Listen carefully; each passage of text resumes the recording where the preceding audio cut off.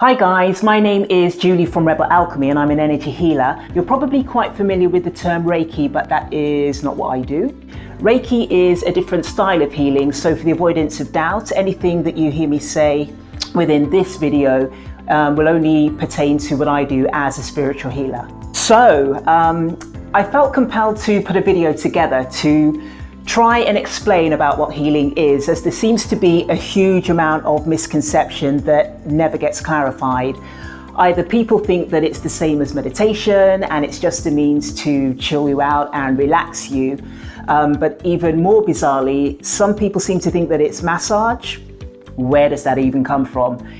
Anyway, hopefully by the end of this video you will be more enlightened, but most importantly more empowered as to what your options are outside of the mainstream when it comes to your healthcare. I guess compared to other complementary therapies, healing is generally regarded as being the big guns. It's not a superficial, lightweight therapy because it has the propensity to target the root cause of an illness and then correct it, whereas other therapies such as acupuncture, which is great, may only treat the symptoms. Hence, that's why you need to keep going back for more and more sessions. In order to dispel the myth that healing is a relaxation therapy, I suppose I need to jump right to the top of the food chain and highlight one of the most serious conditions that it's often used to treat, which is spirit possession, aka, in layman's terms, that's what you would call an exorcism, but in the trade we call it spirit release. Now, before you start recoiling in horror, it's important to stress that spirit release stroke exorcisms are not how they're depicted in the Hollywood movies. You don't see somebody thrashing around a room and their head spinning around 360. On the contrary, it's quite a genteel affair. And quite often, if a healer does discover, an entity on somebody as they are healing, then generally they will just remove it without the client knowing and then mention it to them afterwards. If you're thinking to yourself, well, that's nonsense, I don't believe that, well, I'm sorry to say, there's actually a growing number of psychologists and psychiatrists who use their own variation of spirit release to treat their patients via hypnotherapy. So this is a practice that is now seeping into the mainstream. Spirit release is actually a large part of a healer's job, and removing uninvited guests from people's energy fields is actually quite commonplace. There's now quite a few books that are being written by psychologists and psychiatrists, so if you want to investigate that further, I'll name a few in the drop down below. So, to reiterate, healing is a therapy for treating serious illness, whether that is physical, psychological or emotional. But it is not massage and it is not relaxation therapy. Yes, you may end up feeling deeply relaxed as a byproduct of the treatment, but please bear in mind that that isn't always the case. Healing on the whole is a cathartic treatment, and it has the propensity to dig deep into your subconscious and drag out a memory or trauma that's been buried for 20 years in order for it to be released and purged. So in that respect, clients can often get very emotional during a session. They may break down and cry. Sometimes you may even experience physical pain or discomfort as the energy is being pushed around the body and blockages are being broken down. So it is important to bear that in mind also. Moving on to a typical question. Once people do eventually experience how beneficial healing can be, they always ask, well, why don't more people know about this, and why isn't this treatment available in the mainstream? Well, the reason for that is because the healthcare system in the UK, where I'm speaking from, is designed to signpost you towards allopathic medicine, i.e. you're not really encouraged to seek assistance outside of the mainstream. And the reasoning behind this is pretty self-explanatory. If you look at the pharmaceutical industry, it's worth over $1 trillion. So reading between the lines, it's easy to see that there is no profit in health. It's not economically conducive to have a well population. If there is a holistic remedy out there that can make people better, it's unlikely that it will ever be heavily publicized. Yes, healers and complementary therapists are allowed to practice. However, there are many laws that we have to abide to, which generally keep us relegated to the sidelines. The number one law that healers and complementary therapists have to comply with is to never make any claims to cure, i.e., a healer cannot promise to cure somebody or allude in any way that a cure is possible.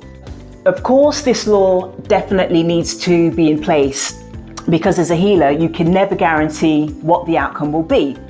However, on the flip side of this, there are many healers who do achieve profound results. But because of the no claim to cure legislation, healers are not allowed to be vociferous about their successes. This only in turn propagates ambiguity and suspicion regarding the efficacy of the treatment. So I hope that clarifies why you don't necessarily hear a great deal about healing. It's not that the therapy is ineffective, it's just that we're not really allowed to say too much. Moving on to the million-dollar question, how does it all work? And this is the stage when most people's eyes start to glaze over, because how can you explain something that you can't see? How can you articulate something when it's not a tangible medium? You can't see the healing energy and you can't touch it. Therefore, I guess it's incomprehensible to the average person. If you can't make the cognizant link of how the process actually works, then of course it's human nature just to discount it as being a placebo or fallacy. But to make life a little bit easier, I'm going to borrow some scientific facts that I've procured from the Silva method. I'm a recent Silva graduate, by the way, and what's great about the Silva method is that they always corroborate what you would class as paranormal activity with scientific data. They're not coming from a spiritual perspective. These are hard facts that have been proven and tested by scientists. Point one, for a healer to heal and for the healing to happen, the healer needs to be in a meditative state. That is, they need to be in an alpha or theta brain state, which is the right hemisphere of the brain, aka the subconscious mind. Normally, we carry out our day-to-day functions in the left hemisphere, which is the conscious, logical brain. But what nobody ever tells you is that all the power is in the right hemisphere.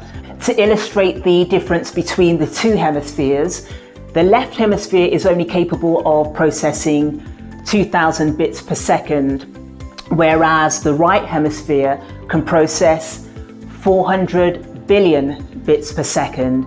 So basically, if you can access the treasure that's stored in your right brain, then basically you can do anything.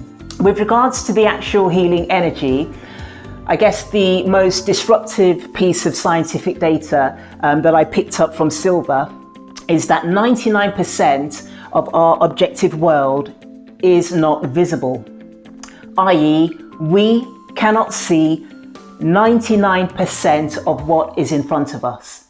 Scientists have recorded that only 1% of measurable electromagnetic waves are visible to the human eye. Healing, of course, falls under this spectrum.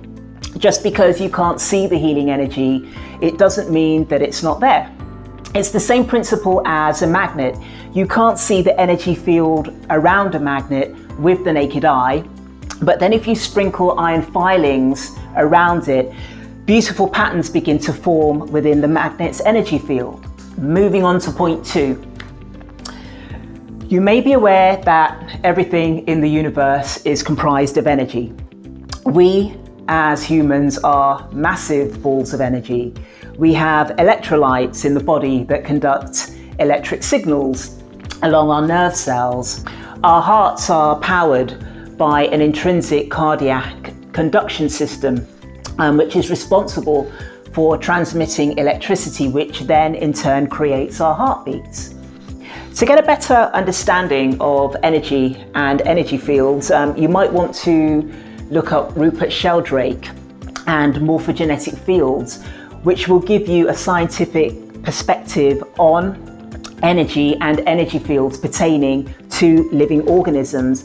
Rupert Sheldrake makes a very good illustration about phantom limbs. You may have heard stories about amputees. When an amputee loses a limb, they still continue to feel the sensations of that limb as though it was still there in place. But what they're actually experiencing is the morphogenetic field of the limb. So although the physical limb may be missing, the energy field of that limb is still intact and whole within the body's energy field. To elaborate further, what that actually means is that we have two bodies. We have our physical body that we can see right here in the 3D, but we also have a spiritual body, or our energetic body, which is actually the most important shell. That's where all of the action happens. When we get ill, the malfunction will originate in the spiritual body before it eventually permeates into the physical frame, then presenting itself as a disease. If we can consider the human body as an electrical powerhouse, then metaphorically speaking, that means as a house, we would need to get a constant supply of energy in order to function. So where exactly is the energy coming from? Well, that's easy. It's all around us in the atmosphere. It's in the universe.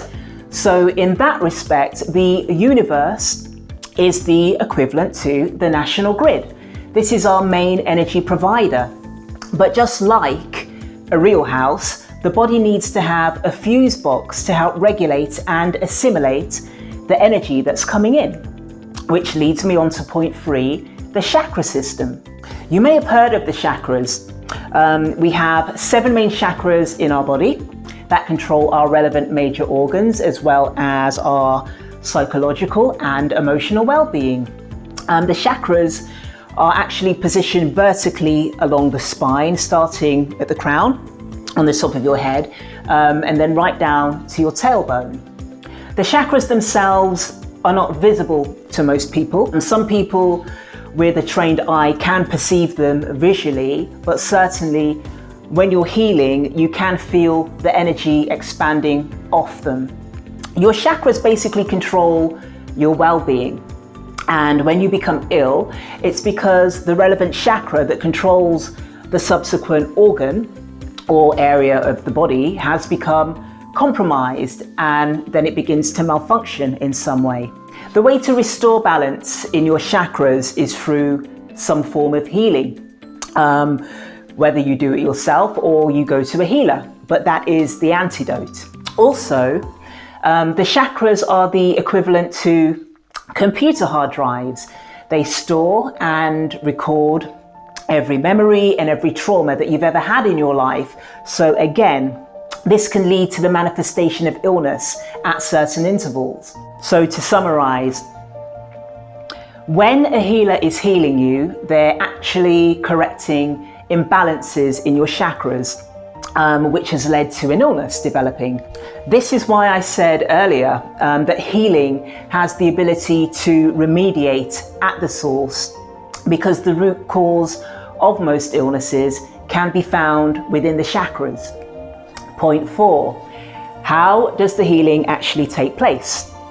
The process itself works on the principle of channeling energy from out there in the universe through the healer, who, remember, will be in a meditative state, and then into the client. When I'm healing, there's actually a few factors at play, but essentially what I'm doing is mentally setting my intention as to what I need to see happen and what needs to be done. Basically, I'm mentally projecting what I would like the outcome to be onto the client. Sometimes it may also include a bit of visualization, but predominantly I mainly work with a running dialogue narrative, just constantly going in my head. Again, you're probably wondering, how on earth is any of this possible? But as ever, I have more scientific data for you. You may have heard of BCI, which is brain-computer interface. If not, go away and Google it. And you'll see that there are some amazing developments taking place with BCI. They now have wheelchairs that can be controlled by human thoughts, by the mind. Obviously, there are some people who are, so severely disabled that they are unable to communicate verbally or perhaps use their limbs. But they do have their minds intact and they can perform commands just by using their thoughts. So if this is possible, then of course you can begin to understand that it's possible to heal someone by using the same principle. What I've noticed is that as I'm healing, the client also drops into an alpha or sometimes theta brain state, which I guess facilitates the gateway for the healing to take place. So there you have it. I hope that now you are slightly more clued up with regards to what healing is and what it's for. We're not really supposed to name illnesses by name, but if you just remember that healing is used to treat all illnesses, be it physical, psychological, or emotional. And it's also imperative to stress, if you are looking for a healer, not all healers are the same. Some have a more profound ability than others, so please bear that in mind when you are selecting a practitioner. If what I have said has resonated in any way, then please remember to hit the like and subscribe buttons. Or if you would like to support the channel, then you can find the details down below. But thank you for watching, guys, and I'll catch you in the next video.